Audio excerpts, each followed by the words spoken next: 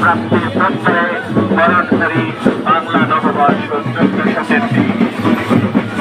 নববর্ষের এই বৈশাখী শোভাযাত্রায় মানিকগঞ্জের সকল শ্রেণীর মানুষ এবং সকল দপ্তর প্রতিষ্ঠানের সকল ছাত্রছাত্রী, শিক্ষক, কর্মকর্তা, কর্মচারী এবং সকলে মিলে আজকের এই মানিকগঞ্জ সরকারি বালক উচ্চ বিদ্যালয় মাঠ প্রাঙ্গণ থেকে আর অল্প কিছুক্ষণের মধ্যেই বৈশাখী শোভাযাত্রা শুরু হতে যাচ্ছে। আজকের এই বৈশাখী শোভাযাত্রার প্রধান অতিথি জনাব নাজমুল সুলতান আসাদ, সম্মানিত জেলা প্রশাসক ও জেলা ম্যাজিস্ট্রেট মানিকগঞ্জ। আমরা দেখতে পাচ্ছি বিভিন্ন প্রতিষ্ঠান থেকে